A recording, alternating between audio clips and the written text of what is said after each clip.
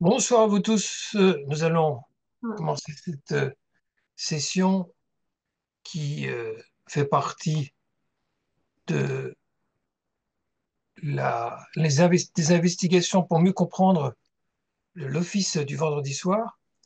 Et le sujet que je suis chargé de traiter pour vous ce soir, c'est celui du Kaddish. Alors le Kaddish ne fait pas partie, comme vous le savez, euh, pas partie spécifique de la liturgie du vendredi soir, parce que tout simplement, il est partie intégrante de tout office public et même de toute étude formelle qui se conclut par un Kaddish.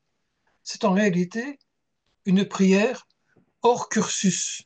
C'est une prière rapportée, une pièce rapportée, dont la fonction, au fond, c'est de servir d'épilogue, de point d'orgue et même de point focal, comme si tout ce qu'on avait fait préalablement, tout ce qu'on avait récité, convergeait vers cette conclusion de tous ces efforts, de cette prière, de cette étude.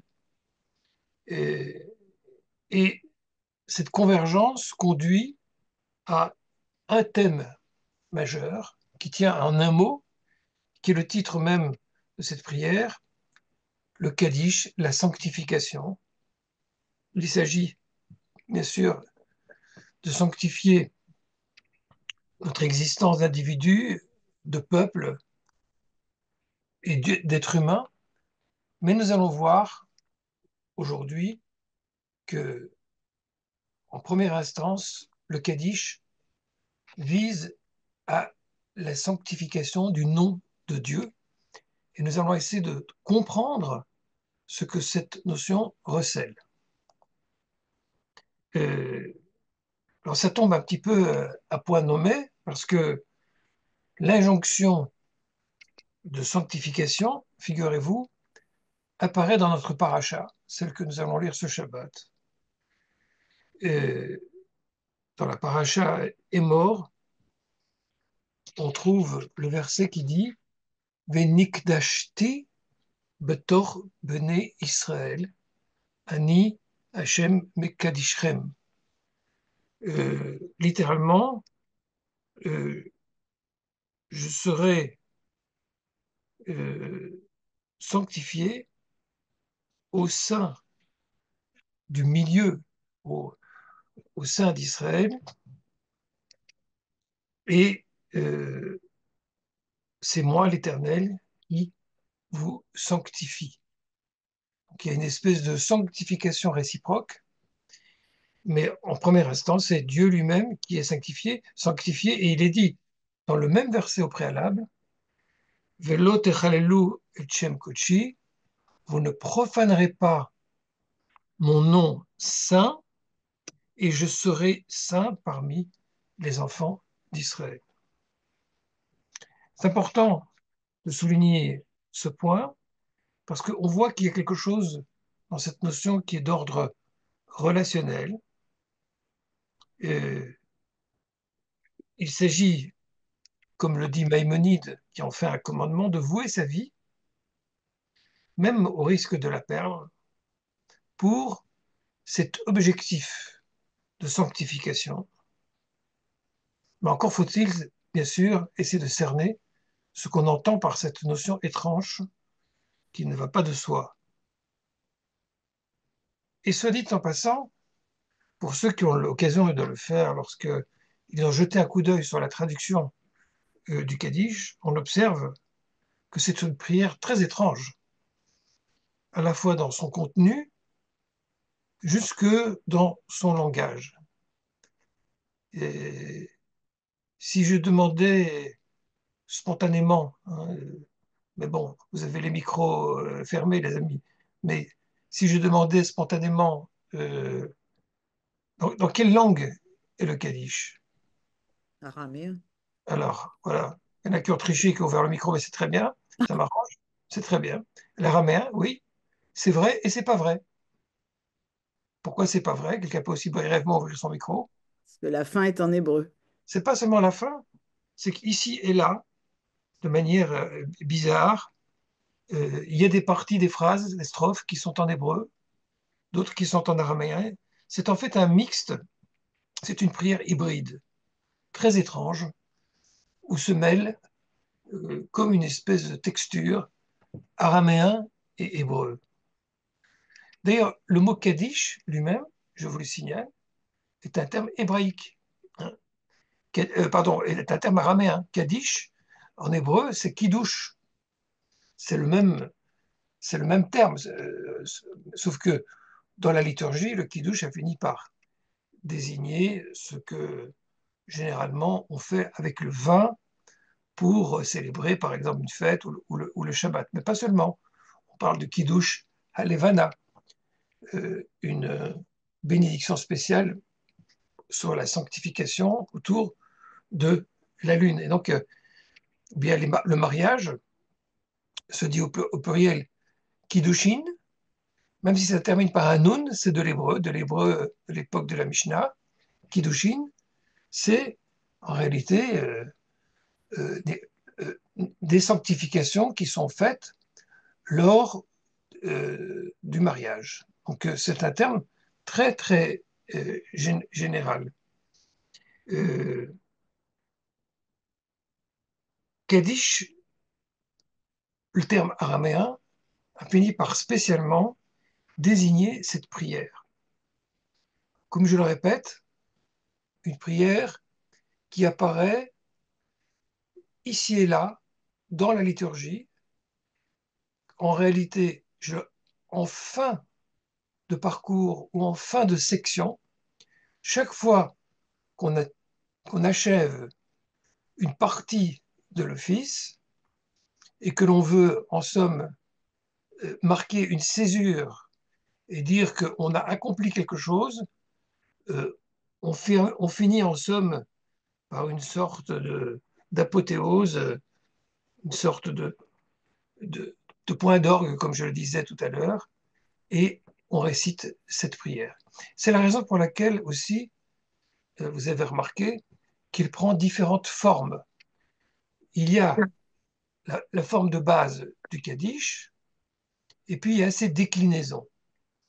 Et les déclinaisons, je vais les dire globalement, parce qu'on ne va pas en étudier les détails, c'est technique, mais c'est important de le comprendre.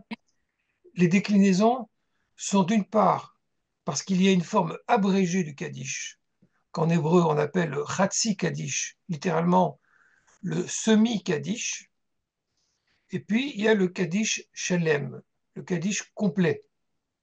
Voilà. Le Chatsi Kaddish, le Kaddish abrégé, en fait, vient pour marquer une section secondaire. On estime qu'on n'a pas tout à fait fini, mais qu'on a achevé un chapitre, en somme, d'une section. Et donc, c'est marqué par un Kaddish de transition qu'on appelle le Chatsi Kaddish. Le Kaddish Shalem, c'est celui qui est prononcé, c'est le complet, à la fin d'un office, tout au long de l'office. Il vient en conclusion pour dire qu'on a terminé l'ensemble.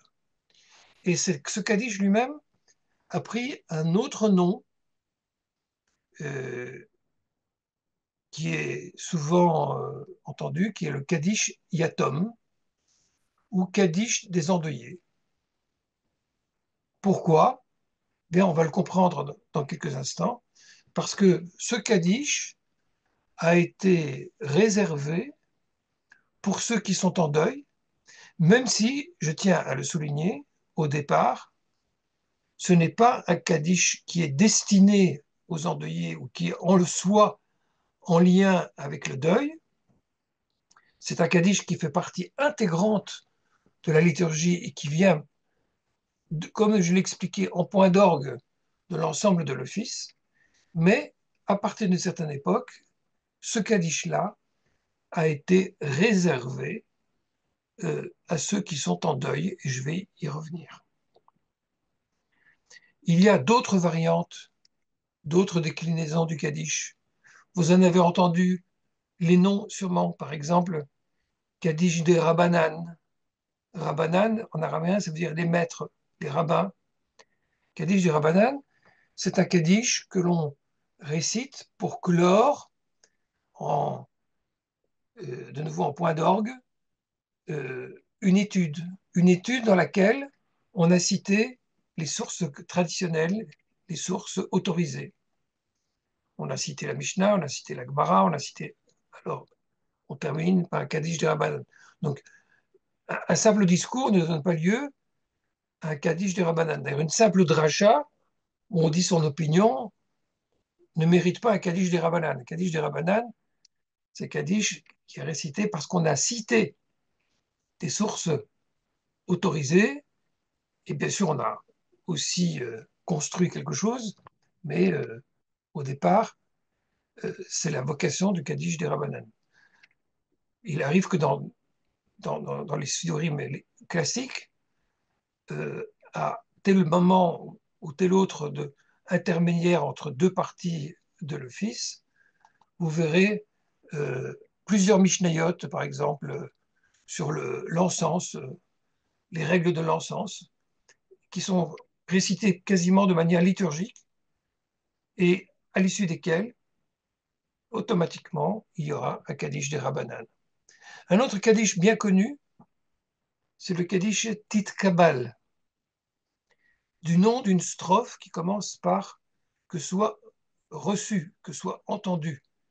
Et c'est typiquement le Kaddish qui est récité lorsque on a fait la prière de la Hamida, c'est-à-dire la prière principale de l'office, la prière centrale dans laquelle on s'est adressé directement à Dieu, et à l'issue de cette prière, ce Kaddish est récité avec cette strophe supplémentaire qui commence par Tit Kabal. Voilà, donc pour mon propos, il suffit que vous compreniez qu'il y a des variantes de Kaddish, que fondamentalement, néanmoins, c'est toujours le même thème, si ce n'est qu'il est accommodé en fonction de ce qui a été récité précédemment, voire abrégé ou rallongé. Bien, à partir de ces points techniques, avant d'entrer dans le cœur du contenu du Kaddish, un petit mot d'histoire. D'où nous vient la prière du Kaddish? Ben, le plus intéressant à découvrir, c'est que dans le Talmud, on ne parle pas de cette prière. Dans dans toute la littérature du Talmud à proprement parler, il n'est pas question de cette prière du Kaddish. Elle n'est probablement pas encore totalement rédigée ou constituée. La Mishnah Megillah, qui fait état des différentes parties d'un office qui doivent se réciter en minyan, c'est-à-dire avec le quorum nécessaire de la présence de 10 adultes, n'évoque pas le Kaddish, donc ne connaît pas cette prière. En fait, c'est dans un traité relativement tardif qu'on appelle le traité Sophrim, qui est du VIe siècle, où apparaît la prière du Kaddish comme donnant lieu à l'obligation de la réciter en communauté. Donc, ce n'est pas une prière individuelle qui peut se réciter individuellement, elle requiert la présence communautaire et, comme vous l'avez compris, je l'ai dit déjà, cette prière communautaire suppose, par convention, la présence au minimum de 10 adultes. En fait, on commence à avoir des traces d'un énoncé plus complet du Kaddish vers le Xe siècle, donc c'est très très tardif. Ça ne veut pas dire que ça a été inventé au Xe, mais que jusque-là, on n'en avait pas de traces complètes écrites du texte. Et là encore, les choses évoluent quand il s'agit en particulier de réserver le Kaddish aux endeuillés. On appelle souvent le Kaddish la prière des morts, encore une fois, parce qu'on l'a réservé aux endeuillés, mais nous allons encore une fois bien l'étudier. Le Kaddish ne parle pas de la mort, ne parle pas du défunt, ne parle pas du monde à venir ou du repos dans le jardin d'Éden. Tous ces thèmes sont totalement absents du Kaddish. Dire que le Kaddish est la prière des morts, c'est simplement parce que c'est la prière qui est généralement réservée à ceux qui rendent honneur à un cher disparu. Alors d'où ça vient? Ben, il faut attendre le XIIIe siècle pour que un rabbin qui s'appelle Yitzhak de Vienne commence à en parler. Il dit il est de coutume de laisser les endeuillés à la fin de l'office la possibilité de réciter le Kaddish. Mais il en parle encore comme d'une coutume. Ce n'est qu'ensuite que la chose va progressivement s'instaurer, mais il faudra beaucoup de temps. Quand vous ouvrez un code de loi aussi important que le Shulchan Aruch au XVIe siècle, figurez-vous, alors qu'il rentre dans les détails, dans tous les détails de la vie juive, dans le Shulchan Aruch, vous ne trouverez pas les règles de la récitation du Kaddish que l'endeuillé est tenu d'appliquer, tout simplement parce qu'elles ne sont pas encore constituées. Donc c'est une longue histoire, mais qui s'enracine à, comme on va le voir, à la très haute antiquité. C'est très intéressant de comprendre que les prières sont vivantes, elles grandissent, elles ont des racines anciennes, mais au fil de l'histoire, elles peuvent se développer et devenir même très, très touffues. Une des traces, figurez-vous, les plus anciennes du Kaddish, peut-être la plus ancienne, est celle que l'on trouve dans les évangiles. Et oui, dans les évangiles, il y a, il y a le fameux Notre Père qui es aux cieux, etc., que les chrétiens jusqu'à aujourd'hui considèrent comme une prière principale, que ta volonté soit exaucée, etc. Bon, après, la formulation diverge quelque peu, mais si vous regardez la traduction du Kaddish, tel que nous le récitons à la synagogue, il est dit euh, que le nom sublime de l'Éternel soit édifié et sanctifié en ce monde qu'il a créé, qu'il accomplisse sa volonté. Voilà, donc on voit bien qu'il y a une parenté, non pas que Jésus ou quelques personnages à l'époque du Second Temple avaient déjà une formulation complète du Kaddish, mais il y avait déjà le thème de la sanctification du nom de Dieu et l'espoir que la volonté de Dieu s'accomplisse, que le royaume de Dieu s'instaure sur terre.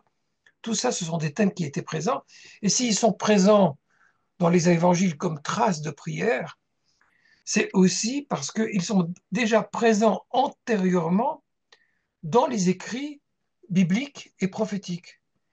Euh, je disais en début de mon intervention que l'idée de sanctification de Dieu et du nom divin se trouve dans la Torah et comme je l'ai expliqué dans la paracha et mort que nous allons lire ce Shabbat. Mais si j'ouvre les prophètes, en particulier le livre d'Ézéchiel au chapitre 37, qu'est-ce qu'on peut lire euh, que je vais prendre plutôt le chapitre 38, où, je cite, il est dit Ve'it gadalti, ve'it kadashti, venodati, donc je serai grandi, je serai sanctifié. Vous entendez que c'est le même verbe que Yid Gadal Veit Kadash, qui est le début du Kaddish. Et c'est une formulation que l'on trouve chez le prophète Ézéchiel.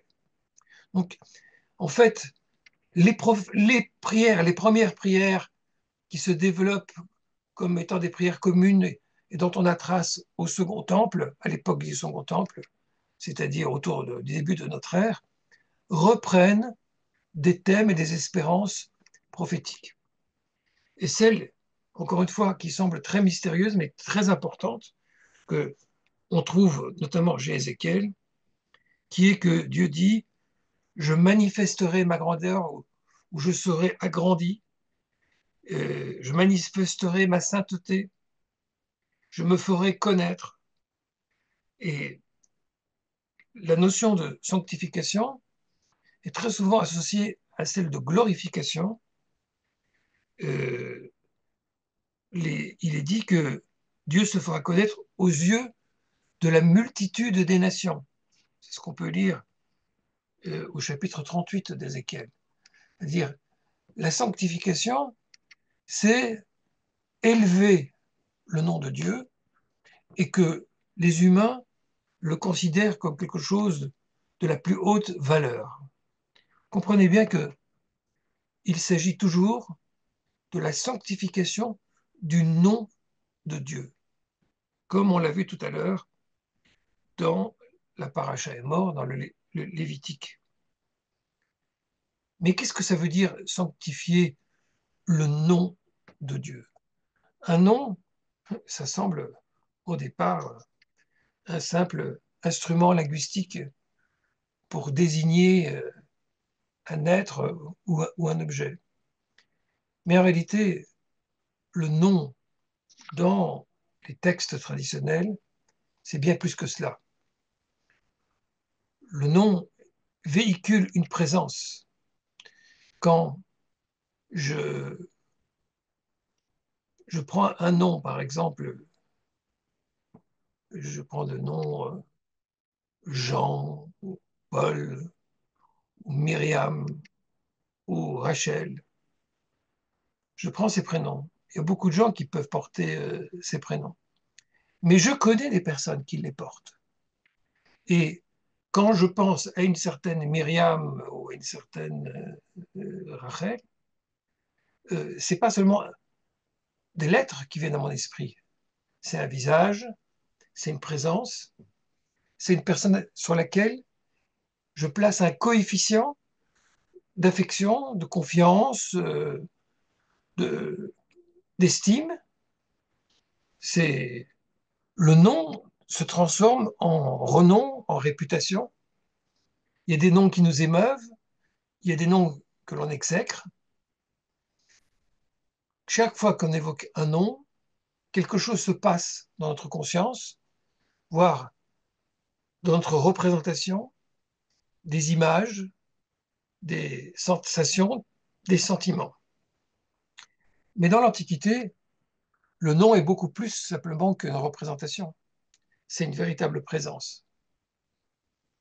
Le nom d'une personne, c'est son ambassade. C'est quelque chose dans lequel il peut être investi, et c'est particulièrement vrai pour le nom de Dieu. Car quand on essaie de regarder ce qu'est la prière du Kaddish, on voit qu'il y a une volonté insistante à ce que ce nom soit euh, valorisé. Euh, je vais vers une traduction rapide de la prière du Kaddish pour que vous vous rendiez compte de la thématique. Que le nom sublime de l'Éternel soit édifié et sanctifié en ce monde qu'il a créé selon sa volonté, et qu'il établisse son règne. V'yamlir malchouté. On a ici une attente très nette que la sanctification du nom de Dieu aboutisse en réalité sur le fait que Dieu règne. Mais ça veut dire quoi qu'il règne? Qu'il soit présent dans ce monde. Son nom n'est pas pure abstraction, il est présence. Euh,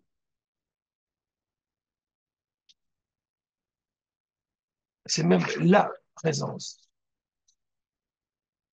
Euh, je cite souvent à propos de mon maître Charles Mopsic qui disait ceci: si Dieu est partout, Il n'est pas partout le même, il n'est pas partout lui-même. Et il entendait par là que la présence de Dieu est diffuse, mais l'être divin, s'il occupe tout espace, a des points de condensation. Exactement d'ailleurs comme l'espace physique que nous connaissons est densifié par des objets et le champ gravitationnel. Mais la présence divine aussi, elle se fait plus fluide ou plus concentrée, plus intense. Et cette intensité de la présence divine, elle est fonction de la relation humaine.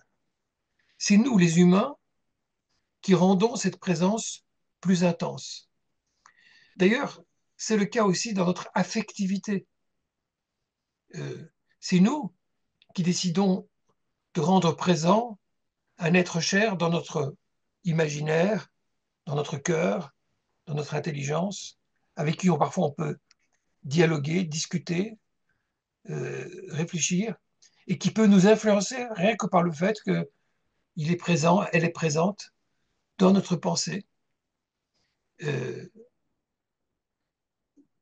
la présence des êtres n'est pas simplement celle qui est exprimée par sa présence physique à un moment donné. Et l'être divin, lui, ne cesse, selon la représentation que se font les maîtres du Talmud, ben, la présence divine se manifeste à plein de degrés différents, notamment lorsque des êtres humains sont ensemble. Le seul fait de sortir de l'isolement, d'étudier par exemple à deux, c'est-à-dire de faire quelque chose, de traiter d'un sujet qui nous élève, d'être à trois, d'être à 10 ou d'être plus nombreux, crée un mode d'interaction. Bien sûr, tout dépend de l'objet de la rencontre. Si on est tous là dans un dancing, dans un disco, pour faire de la disco, évidemment, ce n'est pas le même type de rencontre que si on va à la synagogue et que notre chant de prière s'élève en commun. Mais cette présence commune, l'objet commun, fait qu'il va y avoir un certain type de présence qui va se manifester. Et le nom de Dieu qui va être prononcé va avoir une autre résonance, un autre degré de présence, précisément parce qu'il est partagé. Alors, que dit la prière du Kaddish? Que le nom sublime de l'Éternel soit édifié et sanctifié en ce monde qu'il a créé selon sa volonté, qu'il établisse son règne. Les séfarades ajoutent qu'il accomplisse sa délivrance et permette la venue de son Messie. Et puis je poursuis, que cela se réalise bientôt de nos jours et au vu de tout Israël. Donc on voit qu'il y a une attente pressante que ce nom qui est sublime euh, sorte en quelque sorte de son antre, de l'inconnu pour se manifester. Et on attend que ça se passe le plus tôt possible et même dans l'instant qu'on est en train de vivre. Et au moment où on dit ça, où on a exprimé ce vœu, vous avez remarqué, pour ceux qui sont à la synagogue, qui voient la réaction du public, à un moment, il y a une phrase qui est récitée à l'unisson. On ne se contente plus de dire Amen, Amen à une strophe, mais on dit Yesh me'aba mevorach la'alam u'lalme al-maya. Cette phrase, elle doit en principe être dite par l'ensemble de la communauté euh, d'un seul tenant, à l'unisson. Bon, faire en sorte qu'à la synagogue, tout le monde chante à l'unisson, c'est demander la lune, il ne faut pas exagérer.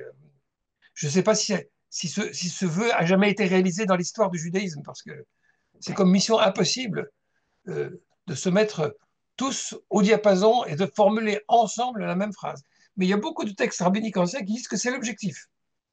Il faut qu'on entende résonner cette même phrase par l'ensemble de la communauté, comme si c'était la phrase clé, la phrase centrale, celle qui est au cœur du Kaddish.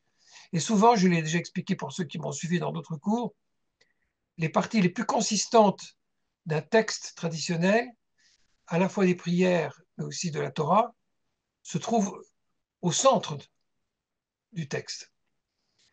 Ceux qui étaient là le Shabbat dernier savent qu'on lisait la paracha centrale de toute la Torah, la paracha Kedoshim, et dans cette paracha, on trouve notamment le fameux Tu aimeras ton prochain comme toi-même. Ce n'est pas un verset perdu, c'est un verset qui a été placé au cœur même de la Torah. Je continue la traduction. Que soit loué, glorifié, exalté et magnifié son saint nom. Donc là, on n'a plus de mots. C'est une suite de synonymes pour chanter la gloire de Dieu, que soit loué, et pas la gloire de Dieu, du nom de Dieu, que soit loué, glorifié, exalté, magnifié son saint nom. Yidbarar, Veishtabar, Veitpa'ar, Veitromam, Veitnase, sont tous des synonymes, avec des petites nuances, bien sûr, mais qui se source de bénédiction au-delà. Et puis on dit, au-delà de toute louange, Le'ela mikol bichata, au-delà de toute louange, de tous les chants et de tous les hommages et de toutes les paroles de réconfort qui sont prononcées en ce monde. Et une fois qu'on a dit ça, il y a une conclusion, que se répand depuis les cieux une grande paix, et que s'instaure une vie prospère, et là les séfarades, ils y vont avec leur surenchère, et ils ont raison, et de satiété, et de délivrance, et de consolation, et de bien-être, et de santé, et de rédemption, etc., etc. Pour nous et pour tout Israël, et on dit Amen. Et puis la fameuse formule, Osei Shalom Romav, celui qui a fait régner la paix dans les cieux, fera régner la paix sur nous et sur tout Israël. On dit Amen. Donc, en réalité, euh, il y a trois parties dans le Kaddish. C'est difficile à voir pour qui n'est pas connaisseur, mais je viens de vous les décrire. Premièrement, on annonce que l'on a l'intention que soit sanctifié, édifié le nom sublime de Dieu, lui qui est le Créateur, et pour qu'il établisse son règne. Donc on exprime le vœu. On a cette phrase, Yesh merabam vorach le'alam le'almaya, qui est une louange qui veut dire que soit loué, que son nom sublime, source de bénédiction, soit loué à jamais. Ça, c'est ce que dit la communauté. Donc ça, c'est la première partie qui est conclue par cette formule collective. Et puis, on revient sur la glorification du nom de Dieu et on dit qu'elle est au-dessus de toutes les louanges. C'est très paradoxal. On dit qu'elle soit glorifiée, mais en même temps, c'est au-delà de notre capacité. C'est un langage paradoxal. Et puis, ça se termine par, en somme, et consécutivement, nous espérons que par cette action-là, la paix qui est dans les cieux va descendre et gagner le monde, ce qui laisse clairement entendre, bien évidemment, que notre monde n'est pas un monde pacifié et que l'espérance même de la sanctification du nom de Dieu prend sens comme avec cet objectif de pacification du monde. Sanctifier le nom de Dieu, c'est faire en sorte que son nom soit la référence pour tous les êtres humains, non pas celle, encore une fois, d'une pratique religieuse singulière appartenant à une ethnie comme le peuple juif, mais l'idée d'un Dieu un Dieu de tous les êtres humains, et qui est facteur d'unification et qui est adoré, vénéré à l'unisson par l'ensemble de l'humanité et pas simplement de la communauté. Ça, c'est l'objectif. Et cette capacité d'unification autour d'un nom et d'un dénominateur commun porteur de valeur, euh, c'est l'objectif de la sanctification du nom de Dieu. Si la paix du monde, dans le monde est obtenue, eh bien, c'est équivalent à dire que le nom de Dieu a été complètement sanctifié. La sanctification, c'est un objectif, c'est avoir mis Dieu au plus haut niveau de nos valeurs, mais justement comme Dieu de valeurs, Dieu qui demande aux hommes cet effort de fraternité. Je viens de vous décrire les grandes lignes et la structure de la prière de Kaddish, et je voudrais attirer votre attention sur le fait qu'elle est bien mystérieuse, car l'examen attentif vient de souligner un fait très étrange. Je ne sais pas si vous y avez prêté attention, mais on annonce que l'on veut édifier et sanctifier le nom de Dieu, mais à aucun moment le nom de Dieu n'est prononcé, pas même sous la forme de son fameux substitut Adonai. D'ailleurs, sous aucun substitut, si ce n'est à un moment où on dit Veitale, Veitalal, et que soit donc élevé et loué, Shemé, des coups de Berichouk, le nom du Saint béni soit-il. Mais quand on a dit le nom du Saint béni soit-il, c'est pas, on n'a pas dit le nom du nom. Saint béni soit-il, c'est pas un nom, c'est une sorte d'expression pour dire que il y a un certain nom qui appartient à celui qui est l'objectif de sainteté et qu'on appelle le saint parce qu'il est l'objectif vers lequel on se tourne. Le saint béni soit-il. Alors oui, alors après, Akadosh Baruch Hu, c'est devenu dans le langage courant une terminologie pour désigner Dieu. Mais la phrase ne s'adresse pas à Hakadosh Baruch Hu avec une demande. Elle évoque le nom du saint béni soit-il. C'est comme un complément déterminatif, non pas comme un nom auquel on s'adresse. Donc, si vous voulez, le paradoxe, l'étrangeté sur laquelle il fallait prêter attention, sur laquelle il fallait ouvrir les yeux, ou sur laquelle il faut toujours ouvrir les yeux quand on récite le Kaddish, c'est qu'il manque l'élément principal dans cette prière. On annonce en grande pompe que l'on va proclamer le nom de Dieu, et à aucun moment ce nom n'est proclamé. Et puis, on fait comme s'il avait été proclamé, et on fait une louange en disant que son nom sublime soit loué à jamais, comme si on l'avait entendu alors qu'on n'a rien entendu du tout.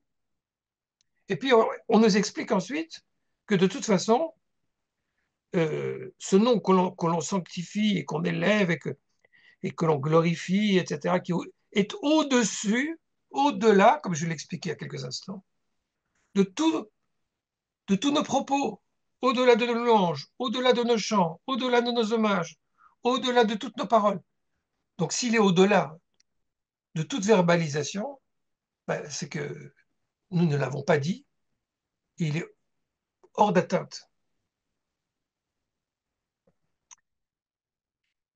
Donc, vous voyez la difficulté. Et si on n'a pas vu la difficulté, on ne comprend rien à la prière du Kaddish. Dans le Kaddish, c'est comme si on annonçait la venue du roi. Il y a les trompettes, il y a les costumes, il y a le cérémonial, le protocole et les grandes portes qui s'ouvrent. Et puis quand les portes sont ouvertes, tout le monde s'exclame Vive le roi, mais on voit rien. Qu'est-ce que c'est que cette prière? Qu'est-ce que c'est que cette prière qui a joué un rôle si important alors qu'il manque l'élément le plus précieux? Et je repars de ce que j'ai dit au départ. Le nom n'est pas simplement une appellation, c'est une présence. D'ailleurs, dans la fameuse bénédiction des prêtres, qui se trouve dans le livre des Nombres, mais également lorsqu'il est question de l'édification d'un autel pour Dieu, le verset dit Bechol makom asher askir et shemi avo elecha uverachticha. En tout endroit où je rappellerai mon nom, je viendrai à toi et je te bénirai. Donc ce que l'on veut faire en énonçant notre volonté d'énoncer le nom de Dieu, c'est faire en sorte que Dieu vienne. Mais le problème, c'est que Dieu ne vient pas.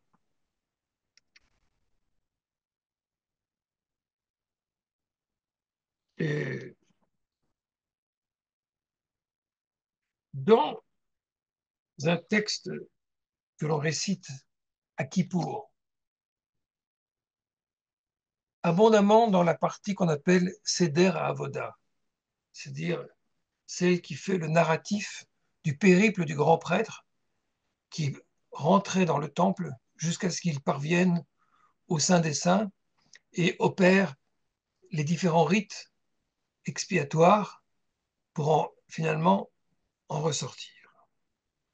Parmi ces différentes étapes, il y en a une dont certains d'entre vous vont se souvenir pour l'avoir vécu à la synagogue, où il est dit, et là je cite la Mishnah elle-même du traité Yoma, qui parle de Kippour, partant du verset de Lévitique, car en ce jour on fera l'expiation pour vous, c'est-à-dire la procédure de pardon afin de vous purifier. Vous serez purifiés de tous vos péchés devant l'Éternel. Ça, c'est le verset de Lévitique. Et ce verset qui dit Ki bayom hazeh yichaper alechem letaer etrem mikol chatotechem, de tous vos péchés, lifne Hachem, devant Dieu. Et le mot Hachem ici, lorsqu'il était prononcé dans le temple de Jérusalem, suscitait la réaction suivante, et là je reprends la Mishnah, et quand les prêtres et le peuple qui se tenaient sur le parvis du temple entendaient le nom explicite, Hachem Amefourash, prononcé sortant de la bouche du grand prêtre, il fléchissait le genou, se prosternait la face contre terre et s'écriait Baruch Shem Kvod Malchuto Olam Vaed, il est béni le nom glorieux que son règne dure à jamais. Dans cet extrait de la Mishnah, vous avez une description d'un moment où le nom de Dieu était effectivement prononcé, mais pas n'importe où et pas à n'importe quel moment. Dans le temple de Jérusalem, en l'occurrence ici au jour le plus sacré, et probablement aussi lorsque les prêtres levaient les mains pour énoncer leur bénédiction, la fameuse euh, euh, bénédiction sacerdotale que vous connaissez bien, hein, eh bien, ce nom était entendu.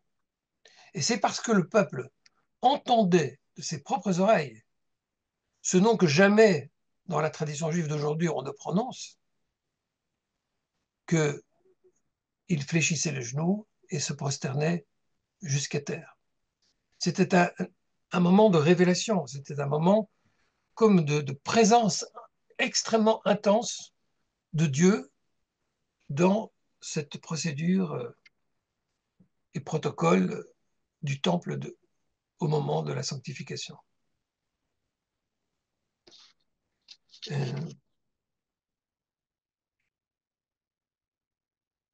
Ce nom, il y a plein de traditions, mais globalement, il est resté secret.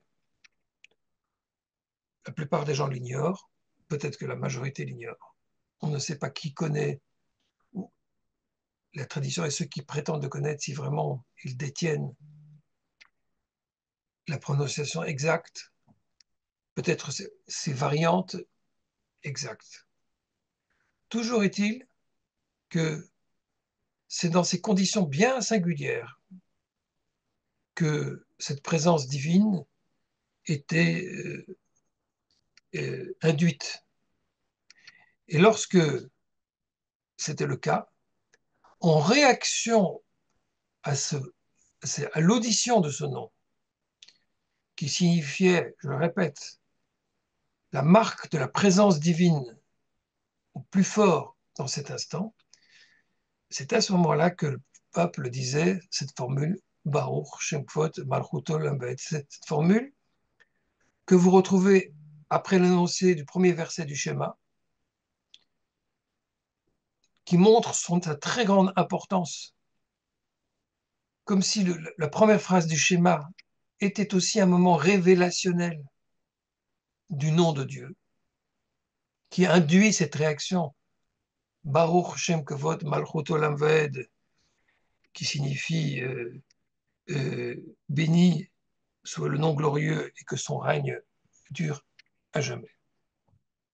Eh bien, il se trouve, chers amis, et c'est le scoop de ce soir, donc ouvrez grandes les oreilles, que au cœur du Kaddish, lorsqu'on dit la phrase Yesh meraba mavorach le alam ou le alme almaya, nous disons en araméen une phrase quasi équivalente à cette phrase de Baruch Shem Kavod Malchuto Leolam Vaed. Qu'est-ce qu'elle dit? Yesh meraba mavorach, que son grand nom soit béni, le alam ou le alme almaya, à tout jamais. Et c'est exactement le sens de Baruch Shem Kavod Malchuto Leolam Vaed. Qu'est-ce à dire? Eh bien, regardez, cette chose est très étrange. Dans le Kaddish, on annonce qu'on va réciter le nom sacré, le nom le plus sacré, pour marquer, pour induire la présence divine.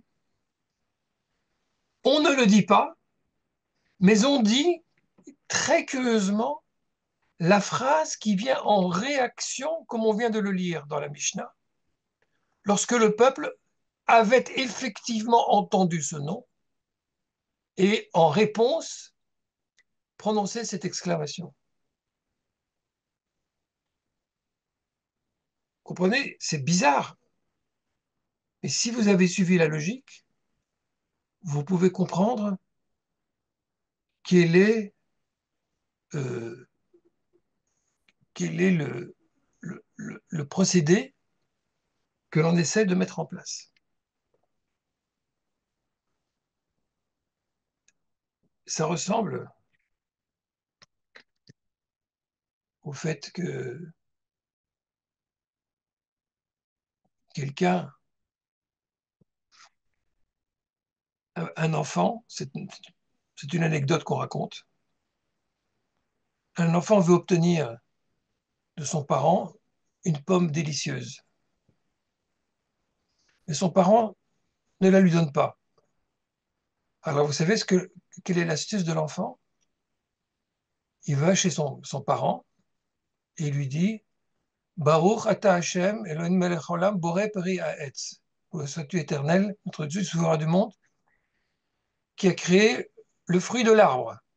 Comme il a dit la bénédiction, si le père ne lui donne pas un fruit, l'enfant va prononcer une bénédiction en vain. Alors il se bouscule et il trouve une pomme et il lui donne la pomme pour que immédiatement cette bénédiction donne lieu à quelque chose qui aboutit concrètement. Eh bien, ce procédé très simple est exactement ce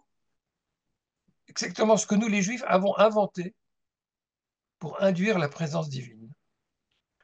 On dit la formule Baruch Shem Vod Malchut Olam Vaed pour faire comme si on avait entendu le nom divin et pour en somme pousser Dieu à marquer sa présence puisque nous avons déjà répondu comme si il l'avait effectivement marqué. Donc c'est une sorte de processus d'induction où par l'effet, on essaye de remonter à la cause, de susciter la cause en créant déjà l'effet euh, par les mots que nous utilisons. C'est très psy, c'est presque une forme de manipulation, mais bien sûr, une manipulation non pas machiavélique dans le sens de l'exploitation, mais comme geste d'amour. On tend les bras comme si Dieu nous les avait tendus. Et C'est comme on a envie que quelqu'un nous serre la main, ben on lui tend la main. Et à ce moment-là, il est induit à la prendre. Et c'est cela, au fond, je dirais presque de manière gestuelle, la manière par laquelle on appelle à la présence divine, en répondant comme si elle s'était manifestée alors qu'elle est toujours absente. Mais elle est absente pourquoi, cette présence? Ben justement, parce que les hommes ne sont pas mûrs, ne sont pas prêts, ne sont pas encore organisés pour l'accueillir. Et c'est cette immaturité de l'être, de l'humanité en général, qui retarde le processus de la rencontre. On va dire que le processus de la rencontre prend véritablement tout son sens que lorsqu'il y a maturation. Dieu aurait pu depuis très longtemps instaurer son règne sur terre si ça ne tenait qu'à lui et qu'à son désir. Mais comme dans toute vraie et bonne relation, et c'est ça la clé qu'il faut comprendre, les amis, comme dans toute vraie et bonne relation, il ne suffit pas qu'un des partenaires ait le désir de créer la relation. Il faut que l'éveil soit réciproque, soit suffisamment mûri pour que ce soit le temps opportun de la rencontre. Et cela suppose un processus de maturation. Il y a des personnes qui ne peuvent pas se rencontrer parce qu'elles ne sont pas mûres pour se rencontrer. Et il faut être mûr pour rencontrer le divin. Il faut être mûr pour accueillir le non divin. Il faut être mûr pour permettre à la présence divine de s'installer dans l'en bas.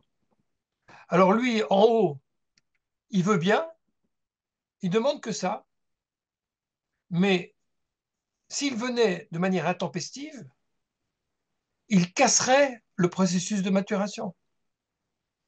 Et ce n'est pas le but recherché. Mais nous, de notre côté, pour créer cette maturation, il faut aussi que nous exprimions notre désir. C'est le désir de mûrir qui nous fait mûrir. Et donc, nous jouons cette scène dans laquelle nous sommes dans un quasi-temple qui n'est pas encore reconstruit, avec une quasi-expérience qui n'est pas encore une expérience, dans laquelle nous reproduisons la formule d'accueil pour une présence qui n'est pas encore manifestée. Et ça explique peut-être, je n'ai pas de preuve écrite de ce que j'avance, mais c'est une hypothèse que j'émets devant vous, ça explique peut-être pourquoi, dans la prière du Kaddish, alors que justement nous sommes dans cette demande très forte de présence du nom de Dieu, nous ne l'énonçons pas en hébreu, mais en araméen, comme si on voulait couvrir d'une certaine pudeur, comme si on était conscient que nous ne sommes pas tout à fait dans les bonnes conditions pour prononcer cette formule en hébreu. En réalité, dans d'autres endroits de la liturgie, nous la prononçons en hébreu. Je, je disais à l'instant que dans le Shema Israël, à la synagogue, après avoir dit Shema Israël Hashem Elokeinu Hashem Echad, on sort du texte du Deutéronome qu'on est en train de citer et on dit Baruch Shem Kvod Malchuto L'Olam Vaed, et ensuite on dit Ve'ahavta, tu aimeras l'Éternel. Or, c'est pas présent dans le texte, ce Baruch Shem Kvod. C'est une incise liturgique. Et elle est placée là, très probablement, encore une fois, parce que dans le premier verset du schéma, il y avait déjà quelque chose qui était en lien avec le nom secret de Dieu. Mais vous avez remarqué, là aussi, on marque la pudeur. Comment est-ce qu'on marque la pudeur au moment du schéma? On le dit certes en hébreu, mais on marque quand même la pudeur comment? Là, vous pouvez, pendant un quart de seconde, ouvrir votre micro.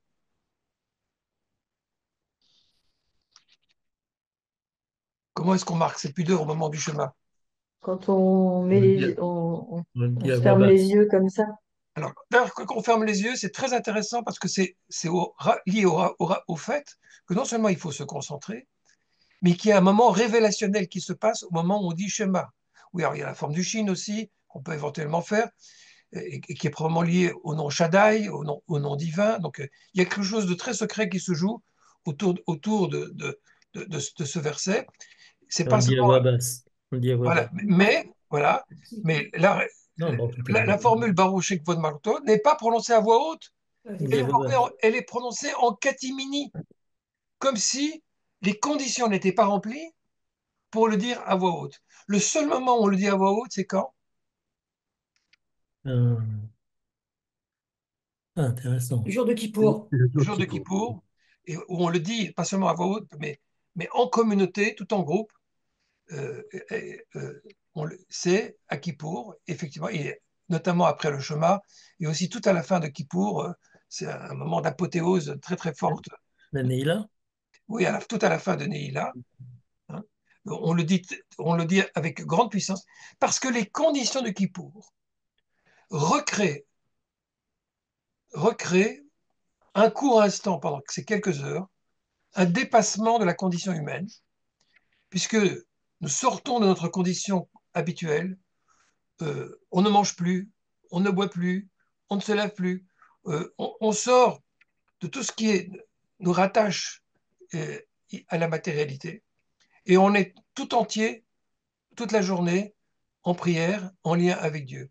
Et ce moment recrée un court instant les conditions du temple, même si ce n'est pas encore vraiment le temple, et c'est parce qu'on recrée ces conditions qu'on se permet un court instant de dire Baruch Shem Kevod Malchuto Olam, comme si la présence divine était beaucoup plus insistante en ces moments. Mais on reste clairement dans une attente, et c'est par ça que je voudrais conclure ma courte étude d'aujourd'hui, puisque l'heure était déjà en train de s'achever.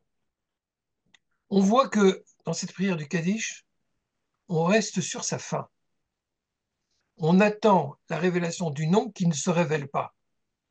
On essaie de le susciter, on essaie de l'induire, mais ce n'est pas encore fait. Mais c'est un appel, c'est un langage.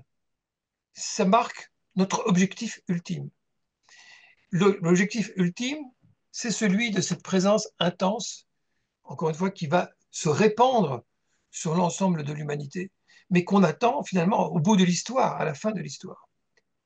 Et on comprend que lorsqu'on a voulu permettre à des endeuillés de marquer leur amour et leur lien avec les proches disparus, la tradition a considéré que la meilleure façon d'honorer une personne disparue, c'est de quelque part continuer son œuvre, se faire le relais de cette personne, accomplir de belles mitzvot, de beaux commandements, des études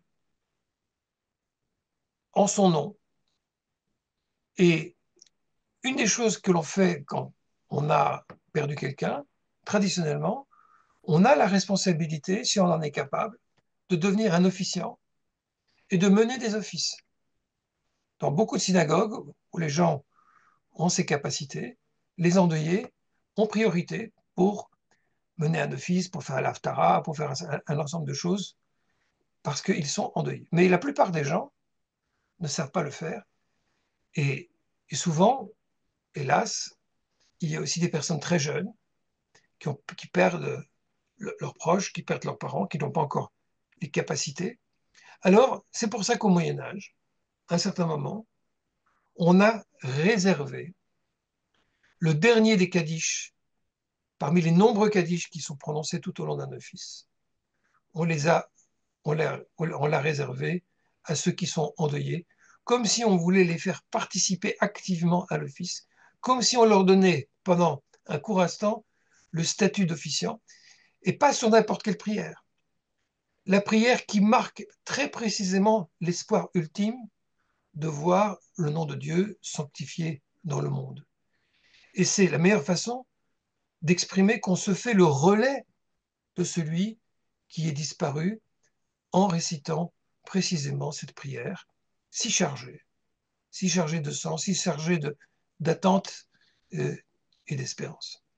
Voilà, j'ai fait un survol parce que beaucoup de choses que je vous ai dites ce soir mériteraient d'être étudiées sur texte et de voir les sources qui développent toutes les idées que j'ai globalement évoquées. Mais vous avez droit au petit quart d'heure de réaction, et si l'un ou l'autre veut faire une remarque, une suggestion, poser une question, courte, bien sûr, soyez court, vous êtes invité à le faire.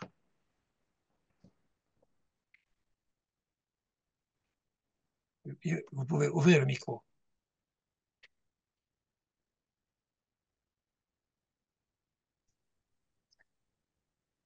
Oui, Marilyn. Euh, moi, j'en ai deux parce qu'il y a juste quelque chose enfin, ce qui m'a échappé dans l'explication, c'est dans le schéma, dans le premier verset, on dit Baruch ata Adonai, enfin Hachem, Adonai. On ne dit pas Euh, Baruch Ata, non, on dit Shema Israël, Hachem Elokeinu, Hachem. oui, Dans le schéma, tu parlais du schéma. oui, oui, dans le schéma, dans le schéma. Schéma Israël. Et Hachem l'autre. Elokeinu, Hachem Echad. Oui, mais donc. Euh, quand on dit cette phrase, on prononce bien le nom de Dieu. Oui, mais on le prononce par son substitut, qui est Adonai. D'accord.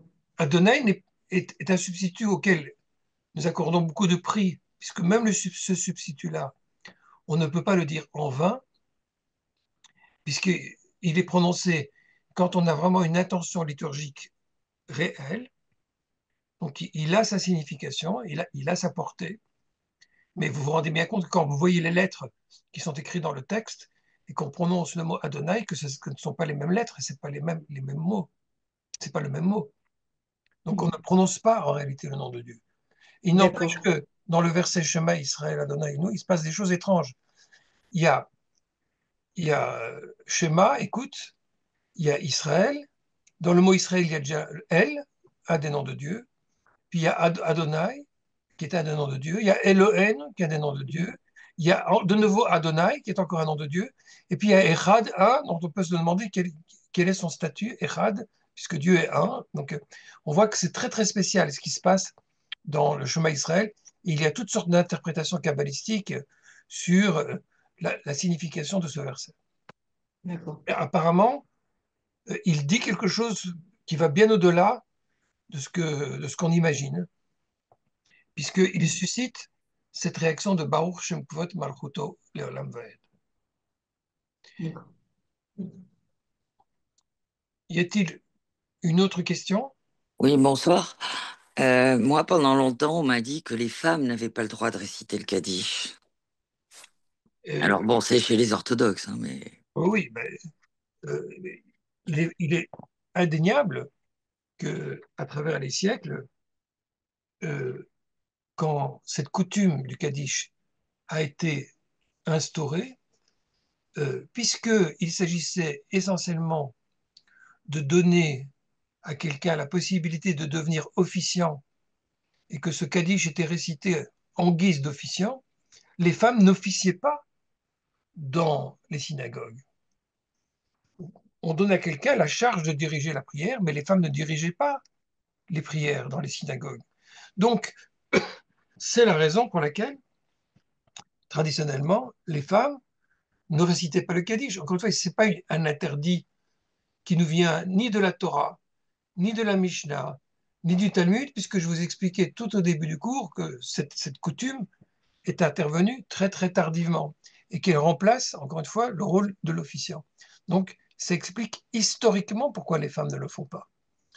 Mais tout le problème, ou toute la question est de savoir si l'acte même qui consiste à sanctifier le nom de Dieu, et c'est la fonction du Kaddish, si c'est pas quelque chose qui touche tout autant les femmes ont un devoir de sanctifier le nom de Dieu comme les hommes. Non seulement ça, mais les femmes ont aussi le devoir d'honorer leurs disparus. Elles ont aussi le devoir de se faire leur relais dans leur existence. Donc il y a beaucoup de choses qui sont liées à la fonction du Kaddish qui concernent les femmes. Et c'est pourquoi, déjà au Moyen Âge, mais encore une fois tardif, puisque cette coutume est arrivée tardivement, on voit un certain nombre de rabbins qui sont confrontés à des situations où des jeunes enfants ont perdu leurs parents, et notamment des jeunes filles, parfois une fille de 4 ans, une fille de 6 ans. Et comment est-ce qu'elle peut marquer son lien avec son parent, faire son deuil et se rattacher? Et on voit que des rabbins, dans certaines circonstances, ont voulu faciliter et ont permis à des femmes, ces jeunes filles, de réciter le Kaddish dans certaines conditions. Parfois, c'était en restant derrière le rideau, ou accompagné d'un homme. Enfin, on trouvait toutes sortes de choses, mais on voit des femmes, ici et là, qui ont estimé que les femmes pouvaient réciter le Kaddish.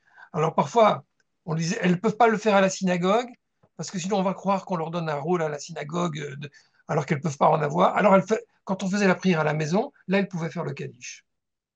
Et il y a plein de réponses comme ça qui existent au Moyen Âge. Si vous voulez en avoir une idée plus précise, je vous montre devant la caméra, là, tout le monde voit ce livre, Épître de la vie, c'est un guide des coutumes en situation de deuil. Et vous Un petit trouvez, peu plus haut, on voit pas. Merci. voilà, ce livre peut être acquis si vous écrivez à Dachalom, parce il est plus, on le trouve encore dans le commerce, mais Là, ici. on le trouve plus tellement. Euh, Ça reprend toutes les coutumes de deuil, mais il y a aussi des articles. Et donc, d'abord, vous y trouverez ce que je vous ai expliqué ce soir, mais bien plus en détail sur le Kaddish, avec toutes les sources. Voilà. Aujourd'hui, c'était une espèce de condensé. Donc, si ça vous intéresse de revenir sur la compréhension et l'histoire du Kaddish, vous retrouverez mon article dans cet ouvrage. Et vous trouverez aussi un article qui reprend la question du statut de les femmes, à la fois dans le deuil, parce qu'il y a des femmes qui sont exclues des enterrements aussi, exclues de certaines coutumes de deuil, et exclues du Kaddish.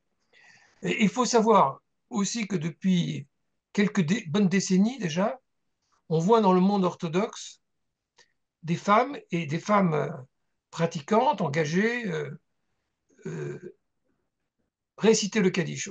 On le sait parce que les caméras du monde ont filmé des enterrements où malheureusement il y a eu des jeunes soldats qui sont tombés ou qui ont été enlevés ou tués par des terroristes.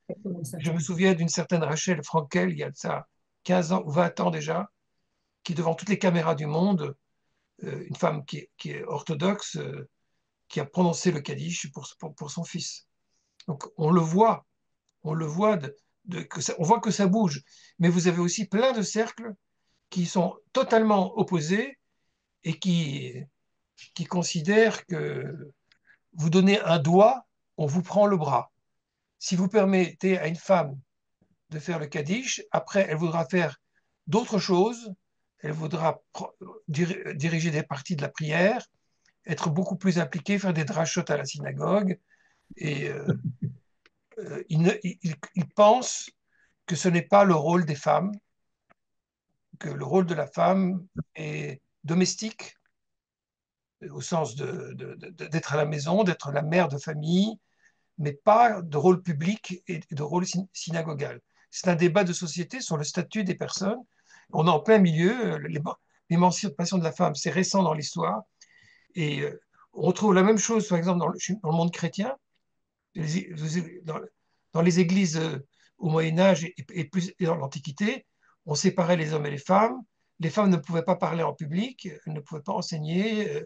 Et jusqu'à aujourd'hui, hein, le nouveau pape, hein, je l'appelle Louis XIV, hein, mais c'est un trait d'humour, hein, notre nouveau pape, enfin le nouveau pape, euh, est connu pour ne, avoir dit, peut-être qu'il changera d'avis, que les femmes n'ont pas vocation à assurer une forme de ministère dans l'Église, même au titre de diacre, c'est-à-dire de personne qui n'est pas prêtre, mais elle ne devrait pas avoir des fonctions religieuses. Donc on voit que ce débat à l'intérieur des religions, il est présent partout parce que l'émancipation de la femme a gagné l'Occident. Et comme nous vivons un siècle merveilleux, il est possible qu'on régresse aussi parce que on voit des radicalisations religieuses un peu partout. On voit que la longueur des manches est devenue une très très grande préoccupation des esprits humains que pour exprimer la profondeur de la piété. Alors quand on a fait de la longueur de la manche le grand enjeu spirituel, eh bien on peut craindre qu'il y ait des régressions aussi concernant le statut des femmes. Mais ça, c'est un autre sujet, beaucoup plus large, mais il s'est posé à propos du Kaddish. Merci beaucoup. Merci bien. Oui, Fabrice, faut ouvrir le micro. Oui, très bien, merci. J'ai juste une petite réflexion sur l'exposé finalement du Kaddish, qui serait une forme de remémoration subtile du nom ineffable qui a été perdu. Et cette façon de trouver des moyens de retrouver des choses qui sont perdues, parfois temporairement ou parfois définitivement, c'est quelque chose il me semble qu'on peut rencontrer dans d'autres situations. Par exemple, la prière on dit que c'est un substitut des sacrifices qu'on ne peut plus faire. Euh, la synagogue, il me semble, est une sorte de petit temple. On a écrit le Talmud parce que la loi orale ne pouvait aller se perdre. Et est-ce qu'il n'y a, il y a pas comment dire, ce mécanisme très récurrent, finalement, dans le judaïsme tel qu'il s'est développé, de chercher en permanence à compenser des pertes qui arrivent dans l'histoire ou même qui arrivent dans les vies de chacun? Comment euh, gérer ces pertes, si j'ose dire? Voilà. C'est juste une... Euh, alors, tout d'abord, vous dire que vous avez entièrement raison. Il y a une plasticité, une adaptivité du judaïsme qui fait que, effectivement, quand certaines situations n'ont plus été euh, réalisables, on a cherché des procédures à mettre en place, des procédures de compensation, des procédures qui pouvaient produire des effets semblables. Et c'est une leçon très importante qui montre à quel point, contrairement à une vision souvent répétée, que le judaïsme n'est pas une religion des actes.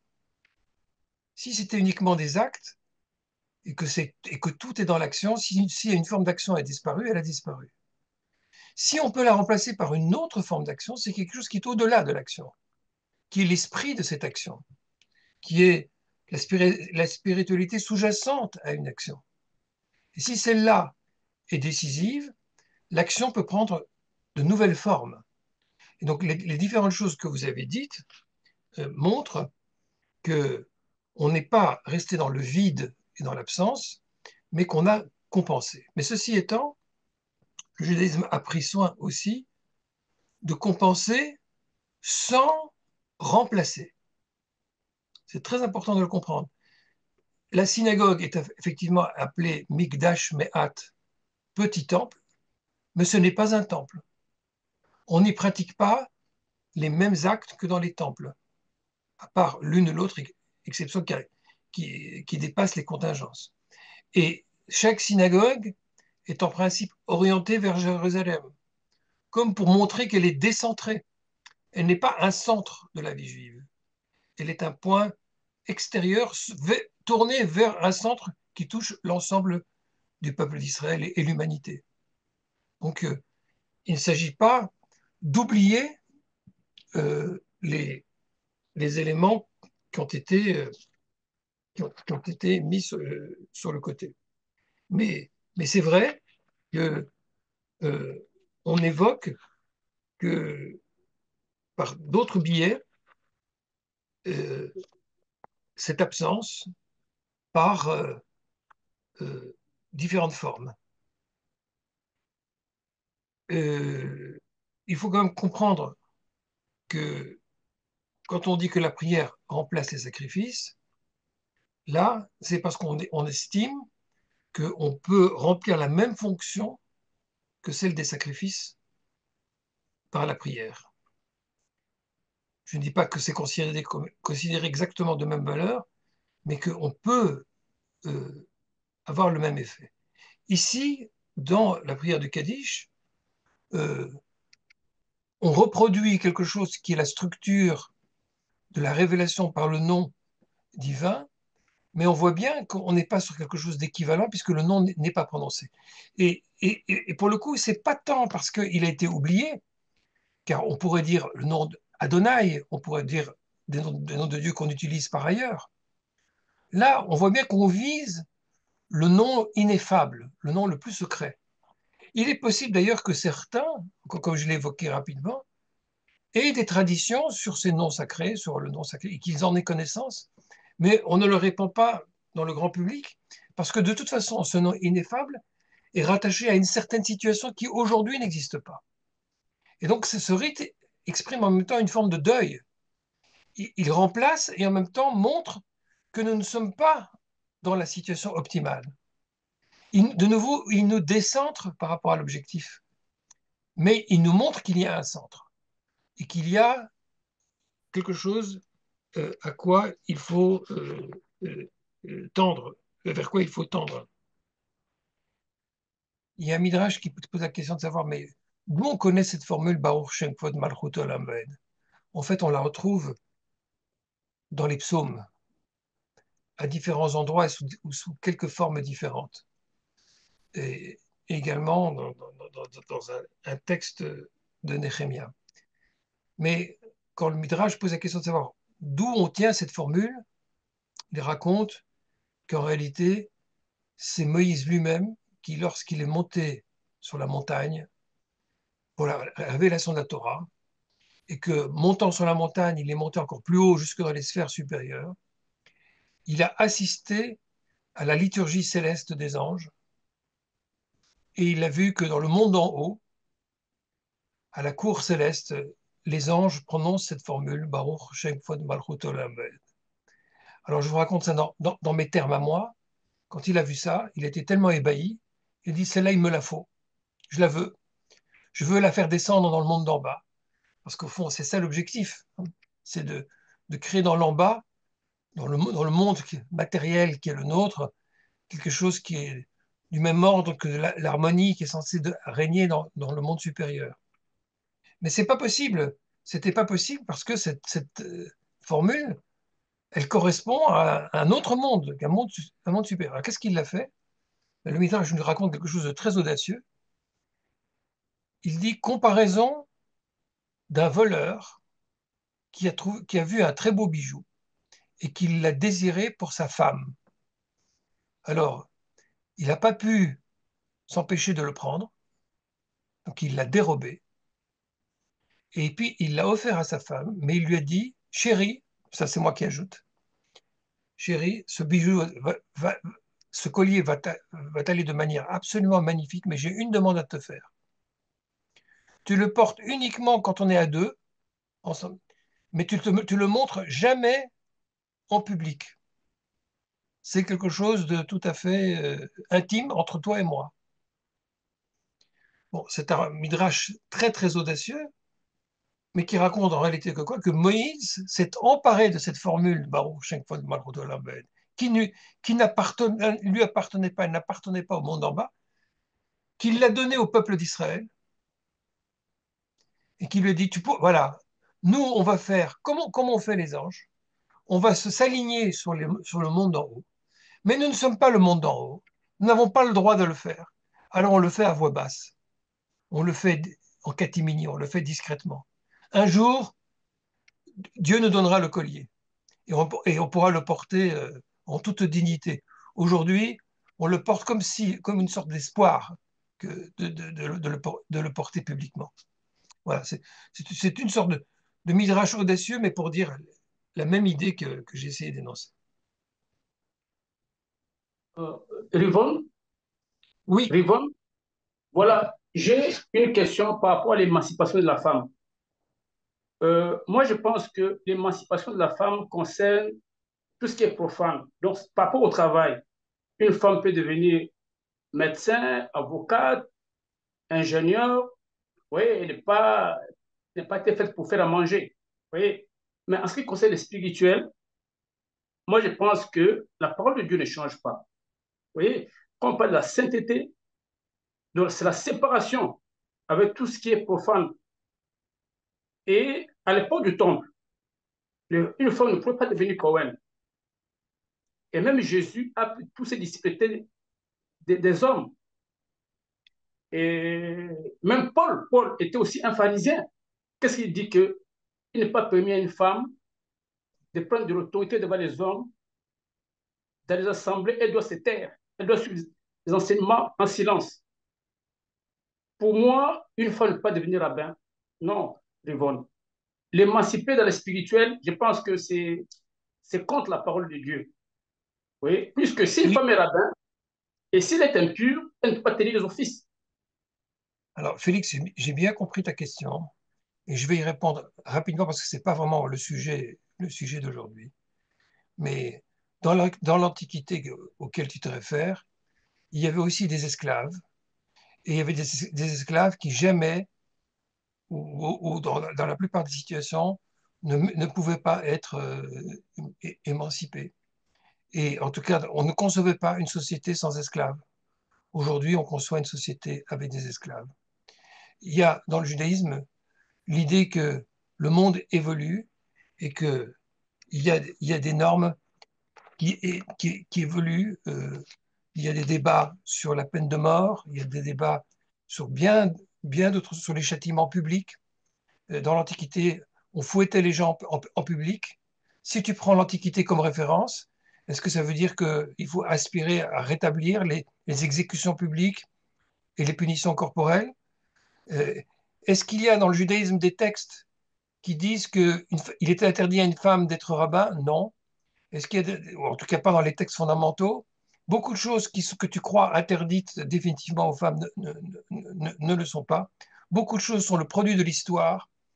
Et il y a des textes rabbiniques aussi qui, lorsqu'ils envisagent les temps messianiques, les envisagent comme un temps d'égalité entre les hommes et les femmes, et pas comme un temps de domination où les femmes, justement, comme tu viens de le dire, peuvent curieusement avoir accès à des tas de fonctions intellectuelles et spirituelles. Elles peuvent être profs d'histoire, profs de médecine, elles peuvent être juges, elles peuvent être chefs d'État, mais elles ne peuvent pas être des guides spirituels et enseigner la culture et la spiritualité des Juifs. Alors, tu as le droit, et c'est un débat qui existe aujourd'hui à l'intérieur des diverses traditions, de considérer que c'est de manière inhérente non pertinent pour les femmes, tu as le droit de le penser, mais en tout cas, ce n'est pas mon avis et ce n'est pas le courant l'avis des courants modernistes qui pensent que l'émancipation de la femme doit se traduire dans tous les domaines de l'existence. Voilà, on va s'arrêter là, les chers amis. Je souhaite une bonne soirée, bonne fin de soirée, et à une prochaine occasion pour poursuivre nos études et nos réflexions. Bien à vous tous.